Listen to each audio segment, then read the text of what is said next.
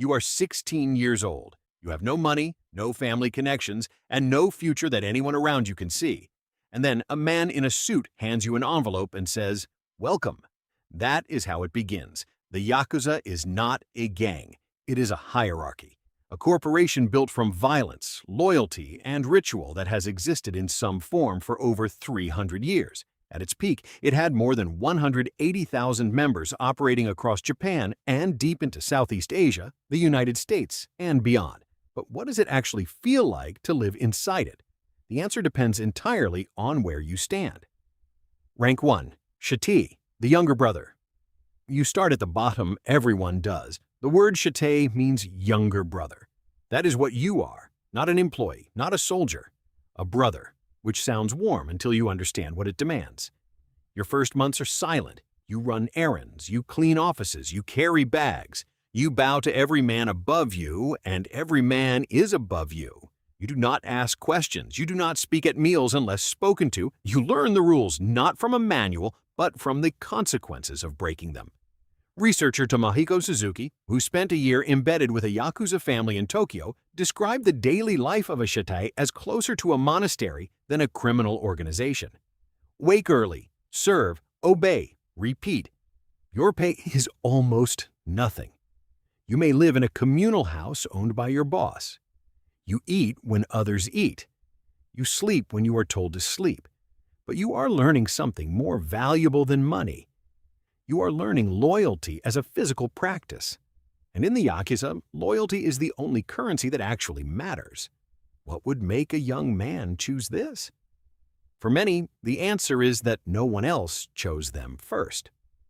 Nusker Rank 2, Wakashu, the junior member. If you survive the first stage, and not everyone does, you are promoted. Wakashu means junior member. The ceremonies are subtle. There is a sake ritual. Your relationship to your superior is now formalized. You are no longer just useful. You are recognized. Your responsibilities expand. You now oversee the newest shitei beneath you. You begin to learn the actual operations, which businesses the family runs, which territories belong to whom, which relationships require maintenance. The Yakuza's business model at this level is not primarily violence. It is protection, mediation, and debt. Construction companies pay for labor peace. Businesses pay to avoid disputes. The Yakuza positions itself as a parallel legal system in neighborhoods where trust in police is low. You are now part of that system. You attend meetings. You deliver messages. You represent the family in small negotiations. The danger is real, but manageable. You're not yet valuable enough to be a target. You're not yet powerful enough to have made enemies. This is, many former members say, the last comfortable stage. Rank 3, Shihigashira, Senior Lieutenant. You have been inside for years now. You have seen things. You have done things. The Shitei Ashira is a Senior Lieutenant, a bridge between the street and the leadership. You manage younger members. You handle disputes that are too complex for those below you and too small for those above. This is where the psychological weight begins to accumulate.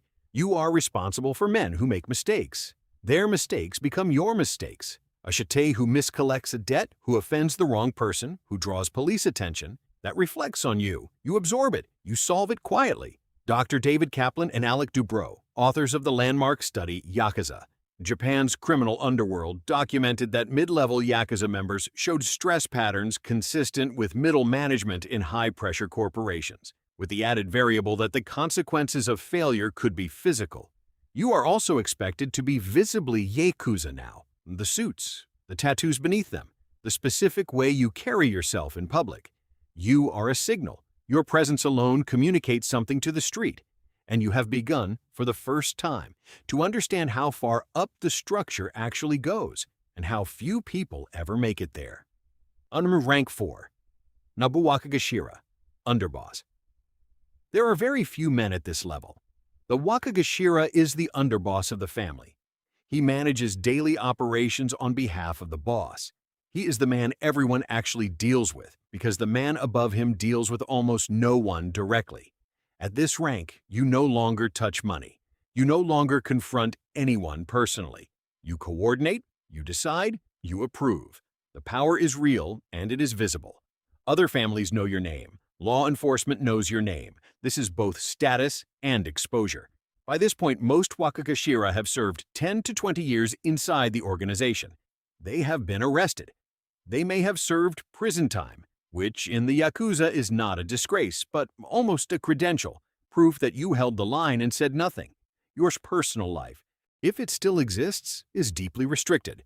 Your family lives under scrutiny, your phone is monitored, your movements are tracked by law enforcement and by rivals simultaneously. You are protected by layers of loyalty you have spent decades building, and you are aware at all times that those layers are only as strong as the men inside them. Rank 5. Oyabun, the Godfather. The word means parent, father, the one from whom everything flows. The Oyabun does not run operations. He does not mediate disputes. He does not appear in public if he can avoid it. What he does is exist, and his existence is the organizing principle of everyone beneath him. Former Yakuza boss Junichi Sagawa described the life of an Oyabun in interviews before his death as one of near-total stillness surrounded by total alertness. You sit. People come to you. You listen. You decide rarely and only when a decision cannot be made below you. The ceremonies around an Oyabun are elaborate. Members bow at specific angles. Speech is formal. Eye contact is regulated. The hierarchy doesn't just exist. It is performed constantly by everyone in the room. The loneliness multiple sources confirm is absolute. You cannot trust the men closest to you completely, because proximity to power is itself a motive. You cannot leave the organization. You cannot retire in any meaningful sense. You are the family, and the family never ends. The Yakuza has declined significantly since Japan passed strict anti-Yakuza laws beginning in 1992. Membership has fallen from over 180,000 to under 25,000. Bosses today operate in a world that is actively being compressed around them, and yet the structure holds. The rituals continue. The sake is still poured. The younger brothers still bow. Because in the end, the Yakuza was never really about cream. It was about belonging to something with ranks and rules and a place for you, in a world that had none of those things waiting when you arrived. The youngest member and the oldest boss both entered through the same door. They were just looking for somewhere to fit.